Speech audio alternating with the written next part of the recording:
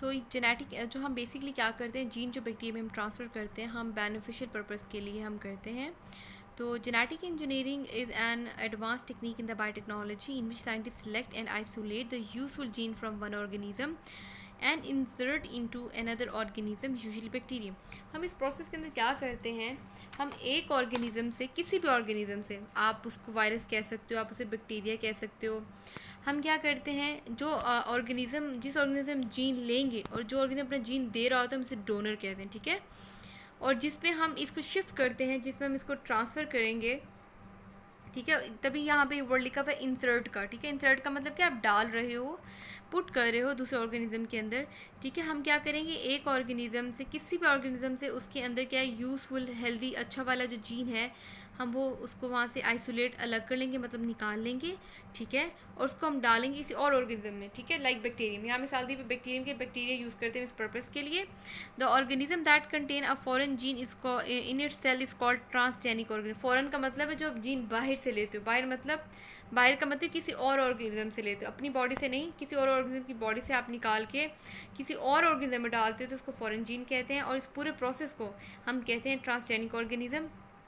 The inserted gene produces the desired product in the transgenic organism. अब वो gene, सारी बात हमने कहा था कि जो जीन क्या करते हैं, बेसिकली जीन जो है वो स्पेसिफिक मॉलिक्यूल प्रोड्यूस करते हैं, उन मॉलिक्यूल को प्रोटीन्स करते हैं, वो प्रोटीन्स क्या करते हैं, स्पेसिफिक करेक्टर शो कराते हैं आपके अंदर। अब जो जीन हमने किसी ऑर्गेनिज्म से लिया, ठीक है, वो जीन जो है प्रोटीन भी बनाएगा, प्रोटीन बनेगा, तो इसका मतलब है वो स्पेसिफिक करेक्टर भी आपकी बॉडी के अंदर शो करेगा। No next topic is why do scientist use bacteria in genetic engineering. अब क्वेश्चन ये है कि हम कोई और ऑर्गेनिज्म भी तो यूज़ कर सकते थे ना ट्रांसफ़र करने के लिए, why we choose bacteria. Bacteria cell is very simple and easy to grow. Actually पहली रीज़न क्या है, बैक्टीरिया सेल बहुत सिंपल होते हैं और इनको ग्रो करवाना बहुत ईजी होता है। एक रीज़न ये है, it does not have an organised molecule, ठीक है, इसका कोई मॉलिक्यूल जो है ना, इसके बहुत कोई ऑर्गेनाइज्ड नहीं होते।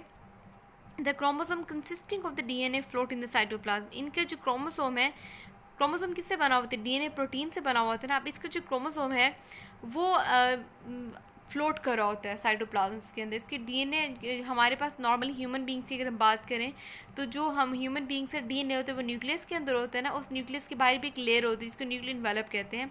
लेकिन बैक्टीरिया के केस में ऐसा नहीं होता। बैक्टीरिया के केस में क्या होता है, डीएनए जो होता है वो हैंग कर रहा होता है साइटोप्लाज्म के अंदर, ठीक है। उसकी कोई प्रॉपर जो है उसके बाहर कोई लेयर या कोई मेम्ब्रेन नहीं होती। Additional circular piece of the DNA called plasmid are also present in the cytoplasm. Okay, एक और अच्छी मज़े की बात है कि एडिशनली एक और सर्कुलर डीएनए होता है, ठीक है। डीएनए तो उसका एक और है, जैसे नॉर्मली ह्यूमन बींग से डीएनए होता है, इसके अलावा एक और इसके पास एक पीस होता है जिसे हम डीएनए कहते हैं। उसका एक स्पेसिफिक टर्म यूज़ की जाती है, दैट इज़ कॉल्ड प्लाज्मिड, ठीक है। इस प्लाज्मिड भी बेसिकली क्या होता है, डीएनए का एक छोटा सा पीस होता है and also present in the cytoplasm. ये भी साइटोप्लाज्म में होता है, ठीक है। एक तो उसका अपना डीएनए होता है जिसके बाद कंप्लीट सेट ऑफ इन्फॉर्मेशन होती है, इसके अलावा एक एडिशनल डीएनए होता है, एक एक्स्ट्रा जिसे हम कहते हैं।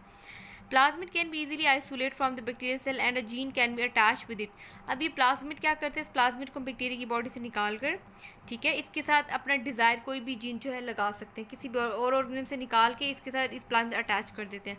Plasmid can carry the attached foreign gene into the bacterium. फिर